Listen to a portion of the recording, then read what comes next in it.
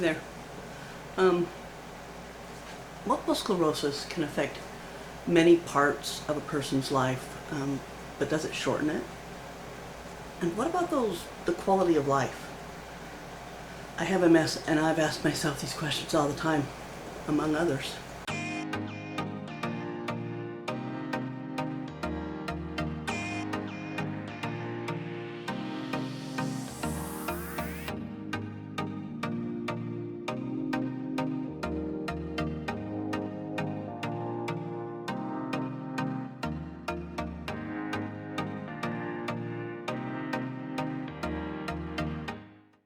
Hi, welcome back to MS 24/7 365. It's really great to see you again. I'm glad you're here for this video. I've had MS for 25 years now, and I still have a ton of unanswered questions about what it is, what it does. So I thought I would look at some of the most frequently asked questions about MS, try to answer some, and try to get me some answers too. I just recently had a friend get diagnosed with MS, and in her journey to get information, she decided she wanted to talk to me. My head said, why? I don't know anything about MS. But I sat down with her and talked about it anyway. I had to go back into my warped, uncooperative mind and remember what it was like that first year, how depressing and out of control it all felt. Back to the pity, the confusion, the despair, all of which are perfectly normal reactions to getting a diagnosis of a debilitating disease that has no cure. A disease that can potentially take your freedom, your mobility, your hobbies, your profession, and your ability to care for yourself. It is a heartbreaking situation, one I wouldn't wish on my worst enemy, let alone somebody I actually like and care about. Like my friend and so many of the newly diagnosed people, in 1996 I was diagnosed with relapsing remitting multiple sclerosis. But my MS has gotten an upgrade, so I think that will be the first question we dive into. What's all these different kinds of MS for? What do they all mean? Is one better than the other, or is one worse? First off, they are often called disease courses or types, but you can call them whatever you want, and currently there are 4 of them. The first one is CIS, and that is clinically isolated syndrome, RRMS, or relapsing remitting multiple sclerosis, PPMS, which is primary progressive multiple sclerosis, and SPMS, or secondary progressive multiple sclerosis. I don't know a lot about CIS. 25 years ago there was like relapsing remitting, primary progressive, and I think secondary progressive. It might have just been relapsing remitting and progressive. So this is one I'm going to go to the National Multiple Sclerosis Society's website for to find out what it means and what it even is, because I don't know. And okay, here we go. According to the National Multiple Sclerosis Society, CIS is a first episode of neurologic symptoms caused by inflammation and demyelination in the central nervous system. The episode, which by definition must last for at least 24 hours and is characteristic of multiple sclerosis, but does not yet meet the criteria for a diagnosis of MS, because people who experience a CIS may or may not go on to develop MS. The more we know. Okay, so now we have a new question to go along with the original question, since we know what a CIS is. What is the criteria for an MS diagnosis? This one I do kind of know. To get a clear diagnosis of MS, there must be a neurological episode with lesions appearing on an MRI, with new active lesions that don't really have anything to do with what's currently going on with the episode or your flare-up.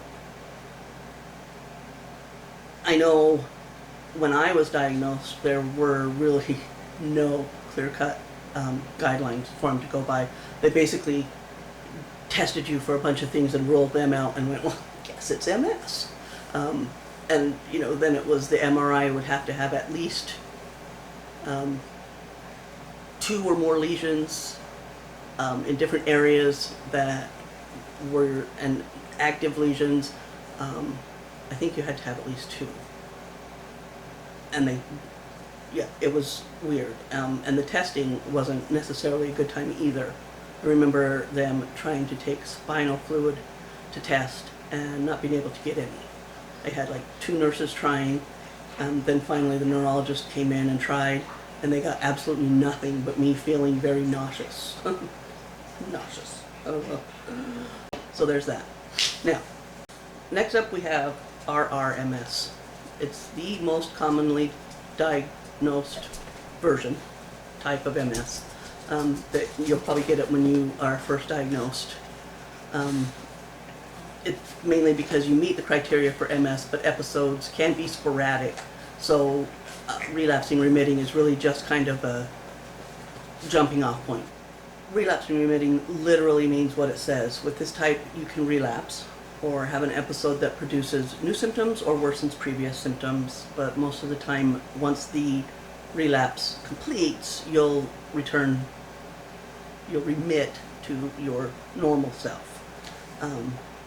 I always referred to it as bouncing.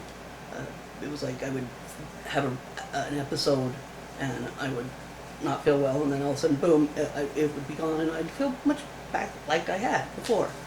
It was my first diagnosis, and I think I kept it until like 2005. I'm not entirely sure, mainly because my neurologist at the time said he thinks I had transitioned a while before he actually changed my diagnosis. This next disease type is pretty much the exact opposite of relapsing remitting, and it's the primary progressive MS, PPMS. It basically means that you don't bounce.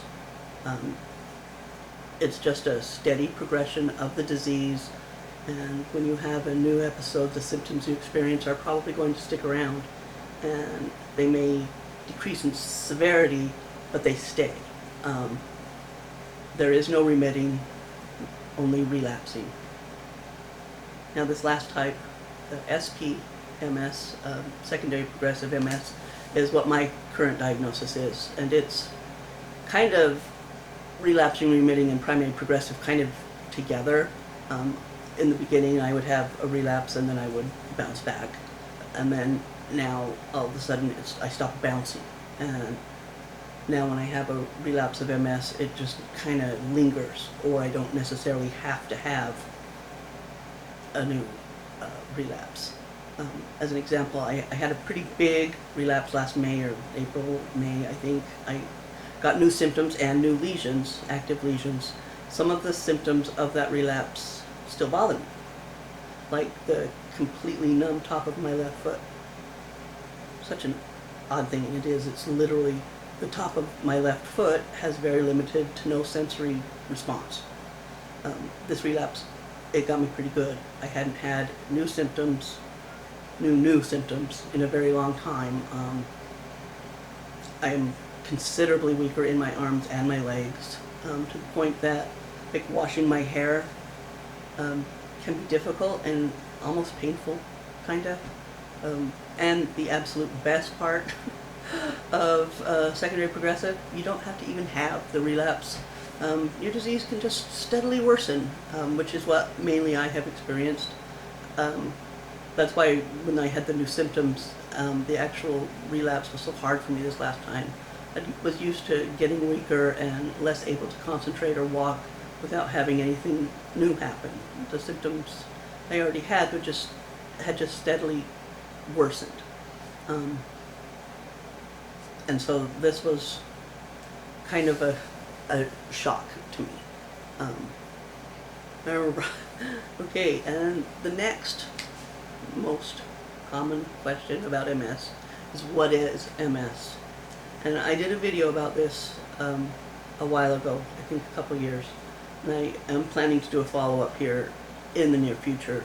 So for now, I'll just tell you that MS is a neurological disease where the immune system will attack the central nervous system in the spine and or brain and cause demyelination of the nerves.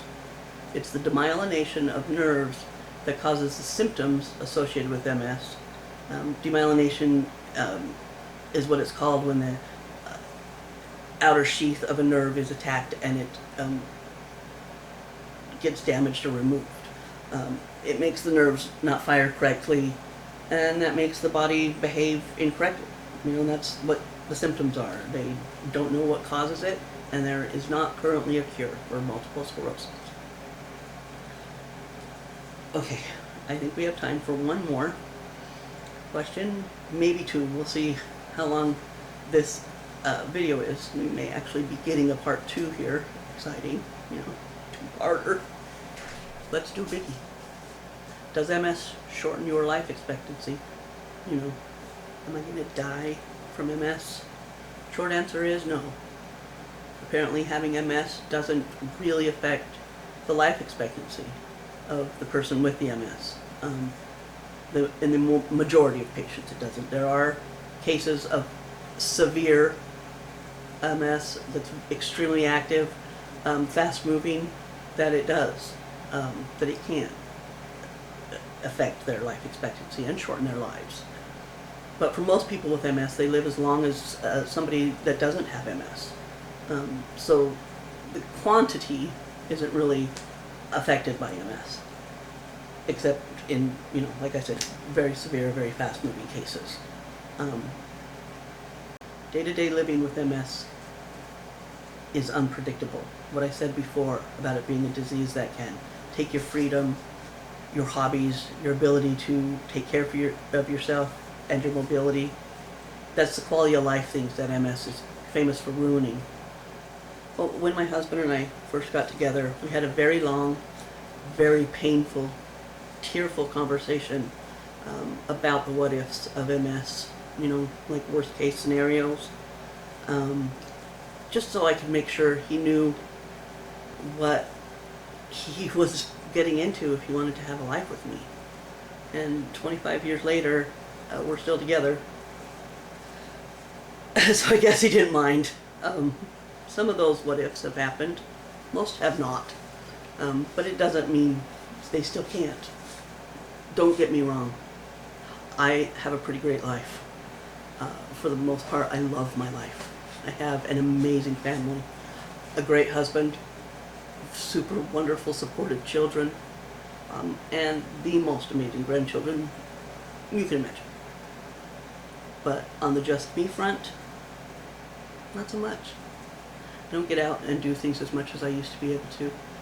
The cognitive issues have made it impossible for me to drive anymore. I really can't walk any further than to my in-laws, which is around the corner and takes about 5 minutes walking on a good day.